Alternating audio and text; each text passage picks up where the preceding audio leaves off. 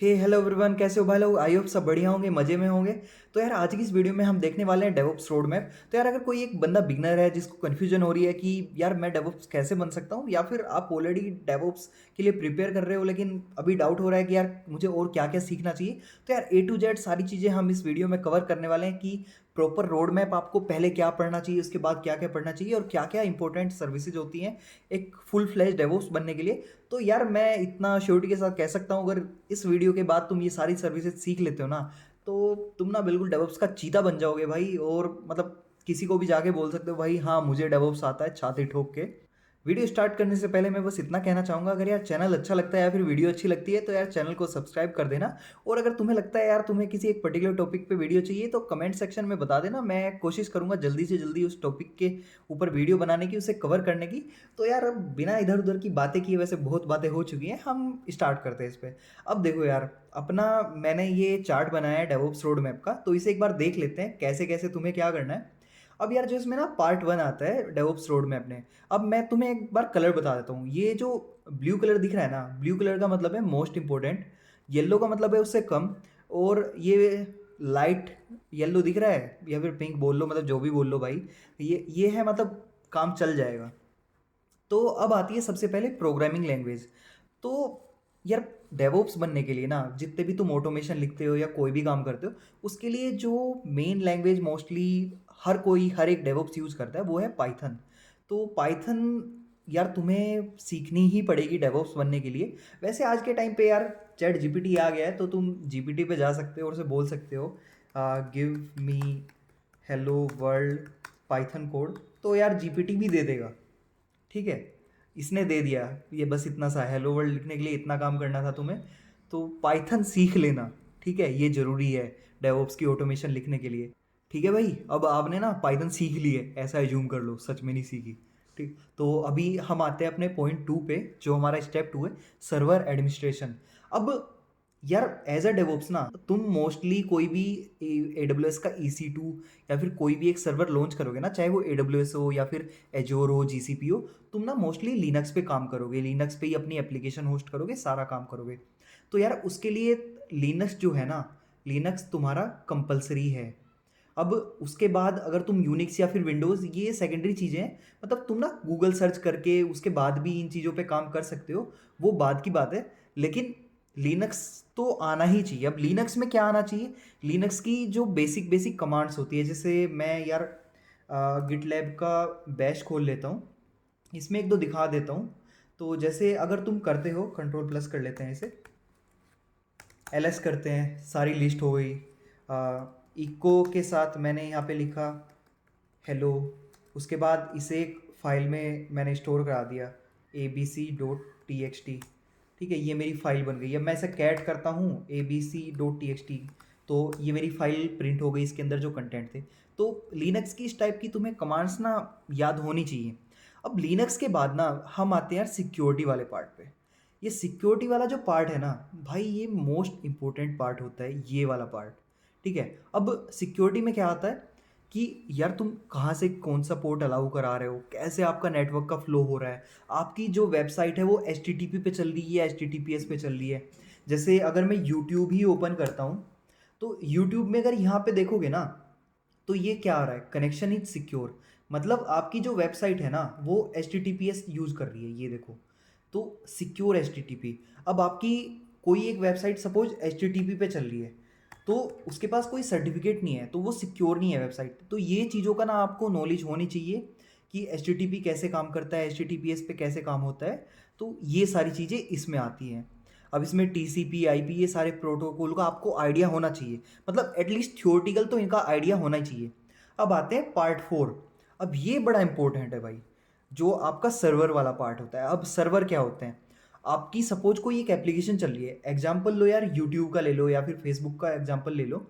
अब यार ये एप्लीकेशन तुम हिट तो कर रहे हो, ठीक है। अब मैं ना, एक मिनट दो मुझे, एक्स कैलिड्रो खोल लेता हूँ मैं। ठीक है, इसे कंट्रोल A, ये डिलीट करते हैं। इसके बाद ना मैं एक एक बॉक्स बनाता हूँ। ठीक है, इसमें लिख देता हूँ मैं ऐप। यार ये ना आपकी एप्लीकेशन है। अब ये एप्लीकेशन आपकी आपके लोकल सिस्टम में चल रही है, सपोज इसे लिख देते हैं, ये आपकी रिएक्ट ऐप है, ठीक है, रिएक्ट ऐप है। अब भाई इस रिएक्ट ऐप को मतलब फुल फ्लैश मैनेज करने के लिए, मतलब मैनेज इन द सेंस, आपके पास जो ट्रैफिक आ रहा है यूजर से ट्रैफिक कितना आ रहा है, किस पोर्ट पे आ रहा है, कैसे आ रहा है, तो आप ना बीच में एक सर्वर यूज़ करते हो। जो सर्वर आपके ट्रैफिक को रिकॉग्नाइज करेगा और उसे आगे भेजेगा। सपोज मैं अपने केस में एनजीनिक्स यूज़ कर रहा हूँ, आप दूसरा सर्वर अपाचे भी कर सकते हो, अपाचे, या फिर आप टोम कैट भी कर सकते हो, जो आपका डायनेमिक सर्वर होता है टोम कैट। ये जावा वगैरह मतलब जो बैकएंड की एप्लीकेशन होती है उनके लिए यूज होता है। तो ये आपका सर्वर हो गया। अब क्या करेगा, आपका जो ट्रैफिक आया वो सर्वर पे आएगा और सर्वर उस ट्रैफिक को आगे आपकी एप्लीकेशन पे पास कर देगा। तो सर्वर आपका मैनेज करेगा सिक्योरिटी वाली चीज़ें, कैसे आपको मतलब रेट लिमिटिंग लगानी है, किसी एक आईपी से एड्रेस हिट आ रही है, नहीं आ रही है, किस आईपी को ब्लॉक करना है, तो वो सारी चीज़ें।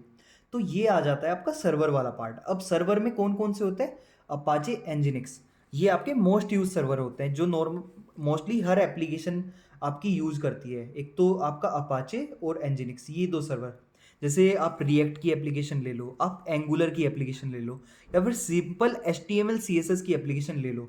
अब ये एप्लीकेशन आपकी करती हैं एनजिनिक्स यूज। अब इसके अलावा आपका आता है जैसे टोमकैट। अब टोमकैट ये होता है आपका, इसे डायनेमिक सर्वर बोल सकते हो। जैसे आपका जावा हुई, मैं लिख देता हूँ यहाँ पे, जावा लिखने में बड़ा टाइम लग रहा है, ठीक है, जावा। तो मतलब आपकी जो बैकएंड की एप्लीकेशन है ना, उनके लिए टोमकैट वगैरह ये इस टाइप के सर्वर यूज होते हैं। तो ये आपके मोस्ट इंपॉर्टेंट सर्वर है, इनका आपको बेसिक आइडिया होना चाहिए। और इसमें भी इतना कॉम्प्लेक्स नहीं है। मैं आया चैट जीपीटी पे, अब इसे मैं बोलता हूँ command to install nginx in Ubuntu, बस इतना ही लिखना है भाई। ये nginx की कॉन्फ भी दे देगा और nginx की कमांड भी दे देगा। देखो इतना लिख दोगे nginx इंस्टॉल हो जाएगा, इससे स्टार्ट हो जाएगा, एनेबल हो जाएगा। अब इसे बोल दो give me nginx dot कॉन्फ, nginx कॉन्फ, तो यार ये nginx की कॉन्फ़िगरेशन फाइल दे देगा जिसमें आप इसके कॉन्फ़िगरेशन मैनेज कर सकते हो। देखो बस इतना सा काम है यार, मतलब चीज़ें याद जरूरी नहीं है, चीज़ें ना थ्योरेटिकली पता होना चाहिए कि अगर मैं ये काम करूँ तो मैं कैसे करूँगा और कहाँ से मैं हेल्प ले सकता हूँ। ये था आपका सर्वर वाला पार्ट। अब आता है इंफ्रास्ट्रक्चर एज ए कोड। अब यार देखो इंफ्रास्ट्रक्चर एज ए कोड में ना ये तुम्हारी कुछ चीज़ें आती हैं, जो कॉन्फ़िगरेशन मैनेजमेंट। अब इसमें जो मोस्ट इंपॉर्टेंट है, मतलब जो मतलब मोस्टली ऑर्गेनाइजेशन लेवल पे लोग यूज़ करते हैं, वो एनसिबल करते हैं। ये आपका ओपन सोर्स है, फ्री है। वैसे शेप और पपेट भी यूज होता है, लेकिन यार ये चीज़ें ना फ्री नहीं है, इनमें ना मतलब पेड पेड चीज़ें ओपन सोर्स नहीं मिलेगी आपको। अब जैसे एनसिबल हो गया, तो ये ना आपकी एप्लीकेशन की अंदर की जो चीज़ें होती हैं, आपके कंटेनर्स कैसे काम कर रहे हैं, आप जो स्टैक बना रहे हो उसमें मतलब लॉगिंग और वो सारी चीज़ें, मतलब A to Z चीज़ें आपके एप्लीकेशन के अंदर की बात कर रहा हूँ मैं। तो जैसे एप्लीकेशन के अंदर से समझो, जैसे कॉन्फ़िगरेशन हो गया, ये सारी चीज़ें आप कैसे मैनेज करोगे, तो उन सब चीज़ों के लिए ना ये कॉन्फ़िगरेशन मैनेजमेंट में आता है। उसके अलावा आपको कंटेनर मैनेजमेंट में डोकर नाम सुना ही होगा, ठीक है, डोकर किसने नहीं सुना होगा। तो डोकर की नॉलेज होनी चाहिए, डोकर ही मोस्टली यूज होता है। बाकी यार देखो ये चीज़ें RKT पता नहीं ये क्या क्या है, ये मैंने भी यूज़ नहीं की और कोई यूज़ करता भी नहीं होगा नॉर्मली, अनलेस अनटिल कुछ स्पेसिफिक यूज केस नहीं आया। फिर कंटेनर ऑर्केस्ट्रेटर्स, उसमें जो मोस्ट यूज है ना, जो मतलब throughout the organisation use होता है, मतलब चाहे वो AWS का EKS हो या फिर एज्योर का AKS हो, मतलब आपका एज्योर भी देता है और आपका AWS भी देता है, मतलब नेटिव इन हाउस सपोर्ट देता है, मतलब प्रॉपर सर्विस देता है क्यूबरनेटिस की। और आपका क्यूबरनेटिस ओपन सोर्स तो है ही, इस पर मैं डेडिकेटेड सीरीज भी निकाल चुका हूँ, एक एक वीडियो आने लग रही है, तो आप उस सीरीज को भी रेफर कर सकते हो। तो यार क्यूबरनेटिस सीखना बनता है। ये क्या करता है, आपके डोगर के कंटेनर्स मैनेज करता है और भी बहुत कुछ करता है। अब उसमें आता है इंफ्रास्ट्रक्चर प्रोविजनिंग। अब इसे आप ऐसे समझ सकते हो, आपको ना AWS में कोई EC2 बनाना है, ठीक है, EC2 इंस्टेंस बनाना है, या फिर ऑटो स्केलिंग ग्रुप बनाना है, या फिर और क्या ले सकते हैं, कोई लोड बैलेंसर बनाना है, या फिर और भी सिंपल कोई एक S3 बनानी है। अब आपको वो चीज़ ना कोड के थ्रू बनानी है, मतलब ऐसे नहीं करना कि आप AWS पे गए और टुक टुक टुक, मतलब आप बटन क्लिक कर रहे हो UI पे, इधर से उधर घूम रहे हो। तो वो सारे काम किए बिना आपको ना सारी चीज़ें मतलब एज अ कोड, ठीक है, मैनेज करनी है। तो उस चीज़ के लिए टेराफॉर्म यूज होता है। जैसे मैं वापस से GPT पे आता हूँ और उसे बोलता हूँ मैं give me a terraform code to create an AWS S3 bucket. बस देखो यार, अब इस ये ना GPT आपको टेराफॉर्म का कोड दे देगा, जो कोड आपको बस सिस्टम में रन करना है और ये आपके AWS पे जाके S3 बकेट क्रिएट कर देगा। ठीक है, ये देखो प्रोवाइडर इसने AWS दिया है, इसमें US ईस्ट 1 रीजन के अंदर ही बनाएगा। ठीक है, इससे आपको समझ में आ गया होगा थोड़ा थोड़ा। अगर समझ में भी नहीं आया है तो कोई दिक्कत नहीं है, नाम याद रख लेना, हम डेडिकेटेड वीडियो सीरीज बनाएंगे इन चीज़ों की, तो उसमें आप देख लेना, पढ़ लेना। अब उसके बाद आते हैं यार मॉनिटरिंग एंड लॉगिन। अब यार देखो, कोई एक एप्लीकेशन तुमने वो सॉरी इस एक बार CI/CD वाला पार्ट कवर कर लेते हैं, ये मैंने मिस कर दिया। अब CI/CD क्या होता है? CI/CD होता है यार, ऐसे समझो CI/CD को। अब आपने ना कोड लिखा, मैं यहाँ पे लिख देता हूँ, आपने कुछ कोड लिखा। अब वो कोड ना यार, तुम कोड लिखोगे, फिर उसे ना गिट पे पुश मारोगे। मैं लिख देता हूँ यहाँ पे गिट।